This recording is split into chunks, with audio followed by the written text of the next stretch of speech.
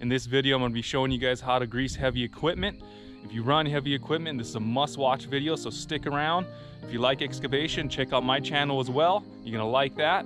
I got lots of tips and tricks for you guys, so let's get to it. Alright guys, so today I'm going to be showing you guys how to grease heavy equipment. It's also going to apply to farm equipment or anything that you need to grease that has Zerk fittings. This will apply to, but I'm going to really go over the heavy equipment side because that's what I do. And I'm going to show you guys the best grease guns to use, the ones that I use, the grease that I use, and which ones to use for different applications, some accessories and some must-haves to have on hand, the best gloves that I've found, greasing machines and why, and some extras, and I'm going to show you guys how to organize it in a toolbox like this. All right, let's get to it. So I'm going to start off with the grease guns, and I have three different types here. I got the old style grease guns where it's just a hand pump and you got a hard line here, so it's not flexible at all. These I don't recommend. I mean, this was like one of the first ones I've got. Came with the first machine that I bought, and I used it for a little bit, but I quickly upgraded knowing that this is really difficult. The problem with this is a lot of spaces you can't get this into because it's not flexible, so that's going to be difficult. I would stay away from these. Just showing you guys this. I don't recommend it.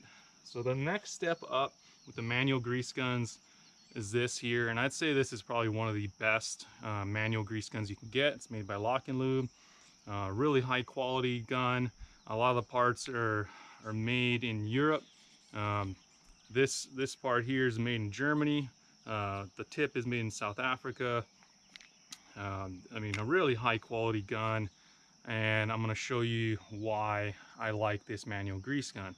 Well, one of the reasons is there's a little keeper there, which is nice to, you know, keep your hose from just flopping around getting grease all over.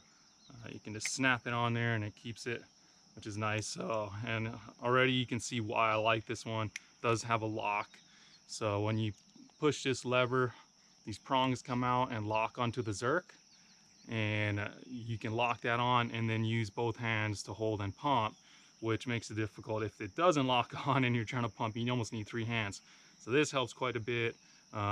It can get into tight places. The only downside is the head is slightly big.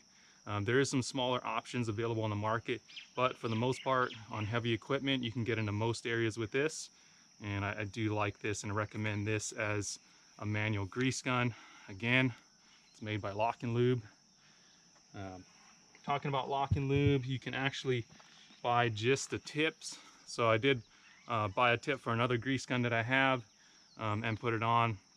So this is just the tip where it locks on, which is great. So you can turn any of your grease guns into a Lock and Lube type grease gun, which is great.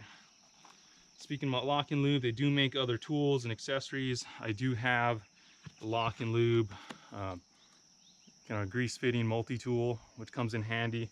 They have two different sizes. This is the smaller one, just for my smaller equipment, and I do like it. It does come in handy.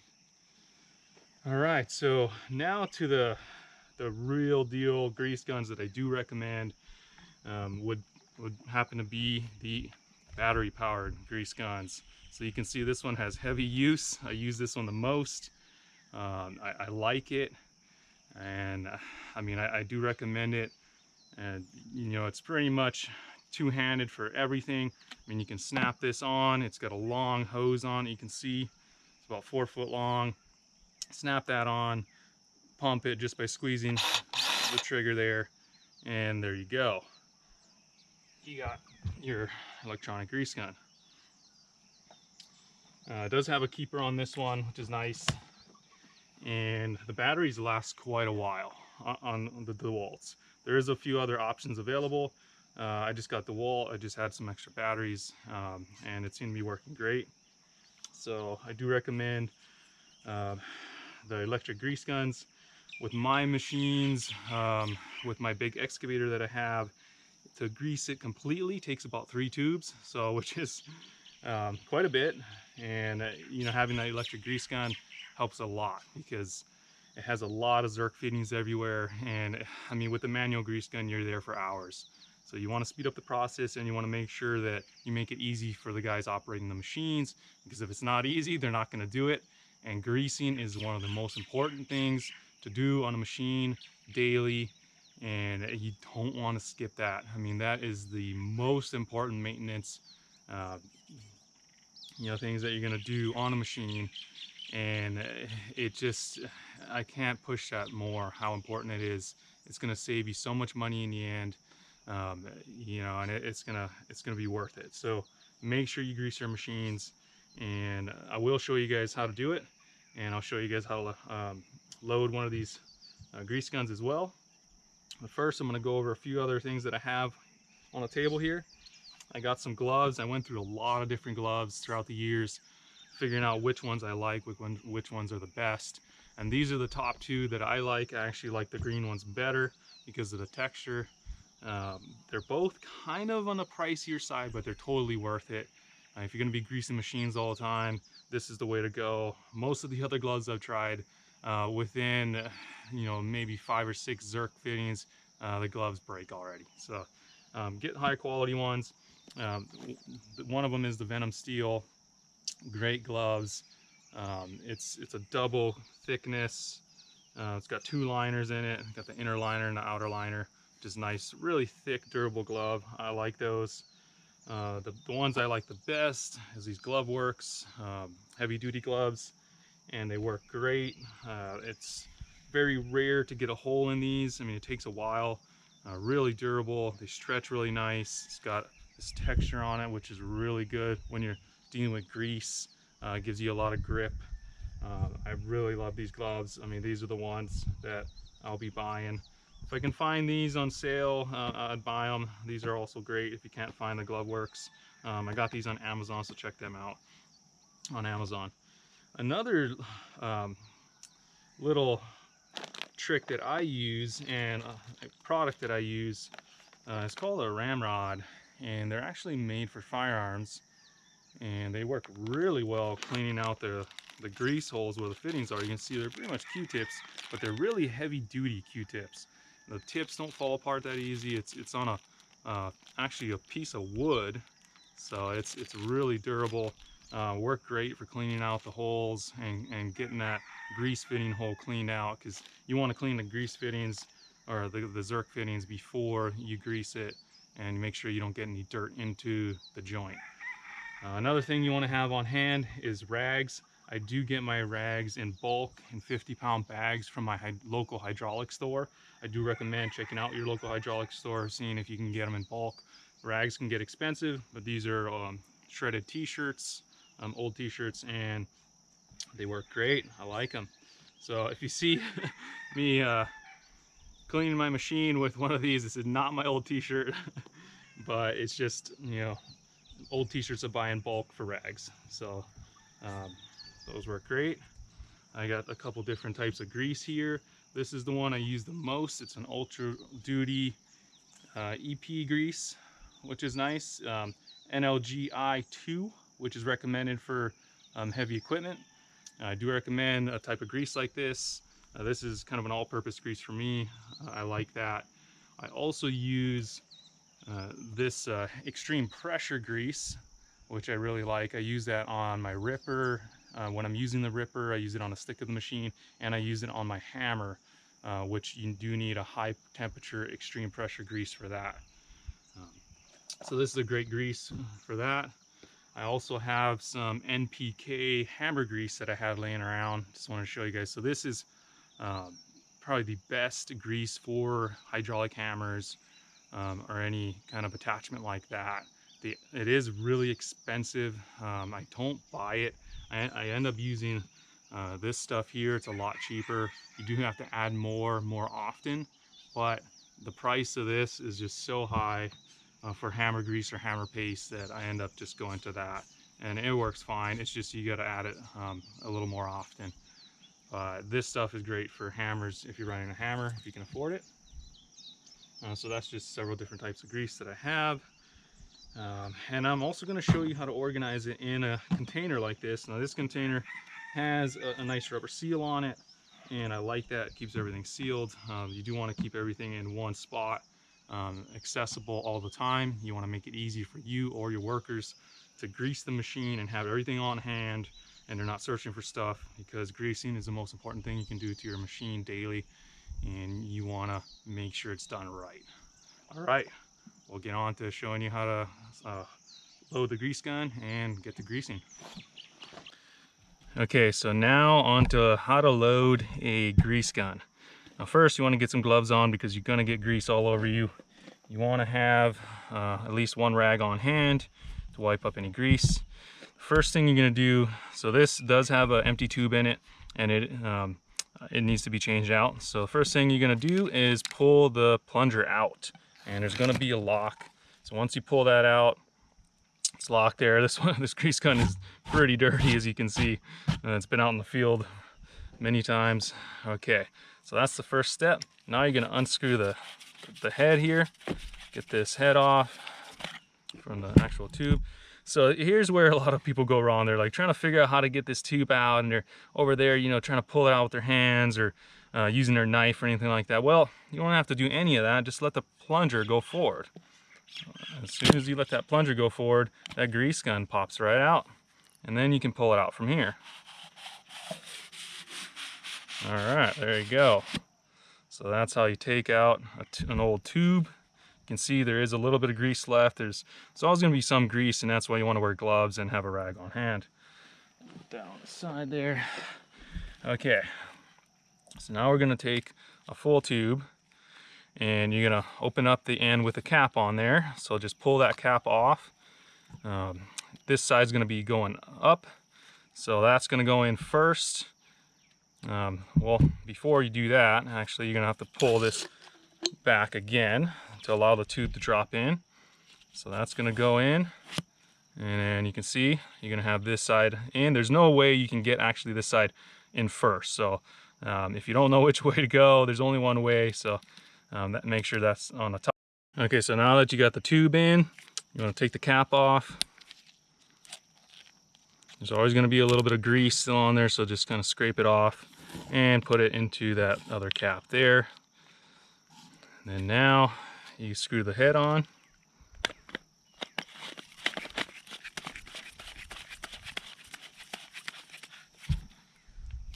All right, and then you release the plunger all the way into it. Now you can pump it and the grease should start to come out. There we go. All right, now we can get the greasing. Okay, so I'm gonna show you guys my little kit that I put together. I do recommend doing this, keeping all your grease stuff in one spot. It's gonna be easier to find, easier to get the greasing done quickly. And this is how I set it up. So I got my gloves, I got my rags, my ramrods, you know, little cleaning supplies, extra Zerk fittings, the tools, and some grease. I do like to store the grease standing up. That's how you want to do it if you can. So try to find something where you can do that. Everything in one spot. It is a waterproof container, which I do like these. See, it's a rigid. So these are awesome. I do recommend these. Set something up like this, and it's going to make it a lot easier to get your greasing done. And it's going to make your guys that you hire, your operators, grease the machine a lot more, and give them incentive to do it right. Now, whether it's greasing a small mini excavator like this, or if you're greasing a mid-sized piece of equipment like this 259D Cat compact track loader, or if you're going to be greasing a larger excavator like this Cat 314E here, the greasing concept all stays the same. You're going to do it the same way, and I will show you how it's done. Now, before you start greasing your machine, you want to determine where all the grease fittings are, all the Zerk fittings. There's going to be a lot of hidden ones, and I guarantee you, you're going to be surprised that there's more than you think. So check the manual, check it really well, and go over the machine. Maybe watch some videos if you can find some, but there's always grease fittings that are hidden, and you don't want to miss those, because if you don't know they're there, they'll never get greased, and you're going to ruin that joint, and that's going to be big costs in the end. So check it out. I'm going to show you how to find the grease fittings on paper first, and then you want to double check on the machine as well. So in my excavator, I have a little chart here on the side, and it shows where a lot of the grease fitting spots are located on this. So it has a little grease icon there showing all the grease points. It doesn't tell me how many grease fittings there are on those areas, but it shows me where they're located. So check this if you have one of these in your cab. That helps quite a bit. Also check in the manual. It's going to show, so my manual's kind of messed up here, but so this is going to show the different spots where they're located. And also in your maintenance interval schedule is going to have how many hours you should be greasing and when you're going to be greasing different locations. So you want to read through this carefully and determine, you know, how often you should be greasing different locations. Some every 10 hours and some maybe every 100 hours. So they all differ. You don't want to be over greasing certain locations because you're going to collect a lot of dirt and dust and gunk. Everything's going to stick to the grease that's just oozing out all over, and it's going to be a big mess. So you don't want that. All right, so now that you determined where all your Zerk grease fittings are, let's get to greasing. Okay, so now that you found the grease fittings that need to be greased, you want to make sure you clean them. And you can see these are really dirty. These are recessed, so it's hard to get in there with a rag. You know, I can kind of get in there a little bit, but I can't really get all that grease out. I'm just kind of squishing it around with all the dirt and grime and everything else. And that's where these ramrods come in handy. Now there's different sizes. I usually use a little bigger ones for this, but this is what I just had on hand. But you can see how easy it is to get all that grease out and grime, and it's nice to be able to get in there. Sometimes you just got to use, you know, 3 or 4 of them, but it gets it nice and clean. You want to clean the grease Zerk fittings before you grease it. You want to make sure all that grease is in there. You should be able to get in there with the rag a little bit now. You can start to see the fitting.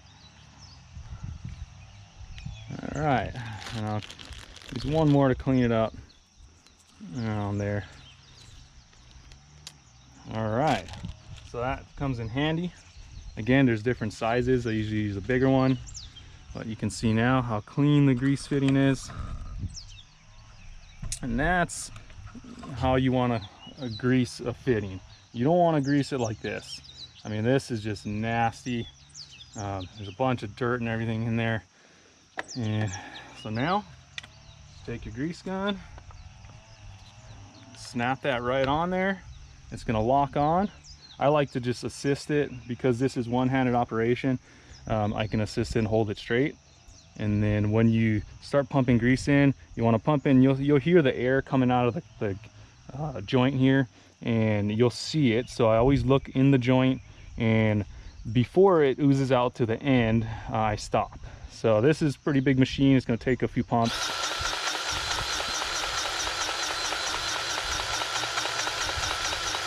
All right, so I can see it starting to squirt out. It's getting close. All right, so I stopped. So there's grease right to the edge, which is what I want. You don't want it squirting out too much. It's just going to get everywhere. You can see this side came out a little too far, but this side is perfect. So I want to make sure both sides get greased, and when it comes out too far on one side, just wipe it off. Don't leave it there. That's going to happen a lot depending on if you're on level ground. This bucket is not level right now, and it's putting a lot of pressure on this side compared to this side, and that's why this squirted out more. There's less of a gap here and more of a gap here. So that's one thing to be aware of, is when you're pumping grease into a joint where there's 2 ends, they're not going to be even all the time, and one side's going to have grease come out before the other, but you always want to make sure both sides are greased completely. So you're going to have to wipe off the excess grease from the side that comes out first. All right, so I would go around and do all the rest of them.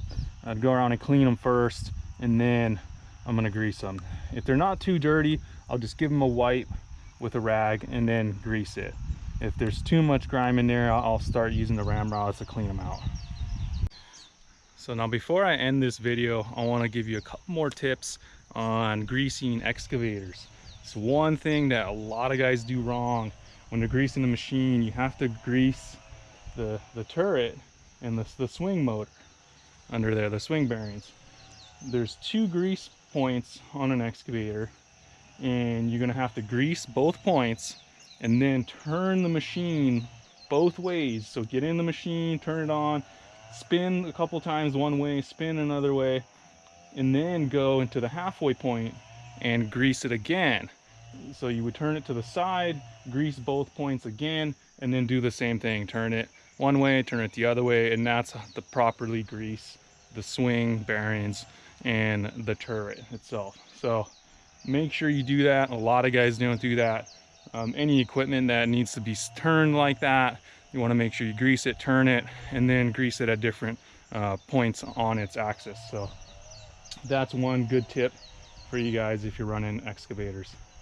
Now there's a lot of grease fittings on this machine. Again, you want to go over all the spots. There's a bunch up there, bunch back there.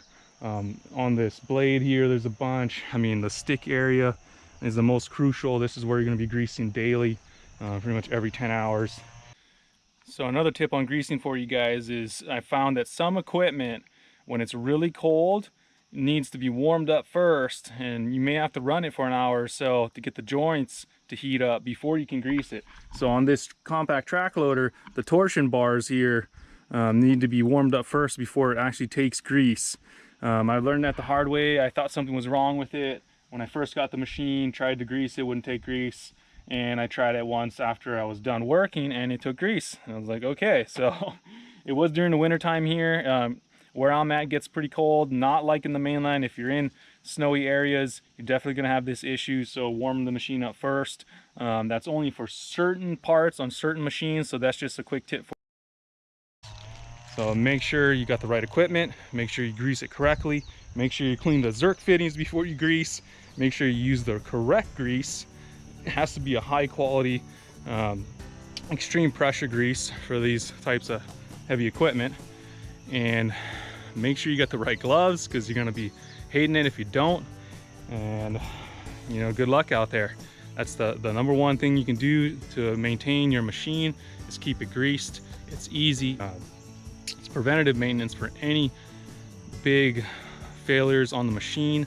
Joints and bushings and pins are expensive and they're hard to remove and to replace. So grease the machine and you will make those last a long time. So make sure you grease your machine daily. Make sure your operators are greasing the machines, and make it easy for them. Get the right equipment and show them how to do the process correctly, because you don't want your machine to be neglected, and you don't want to have to be replacing bushings and pins. It's going to cost you a lot of money. So get the right tools and get on the greasing. All right guys, I hope you enjoyed the video. Please leave some comments down below. We want to know how you guys grease heavy equipment.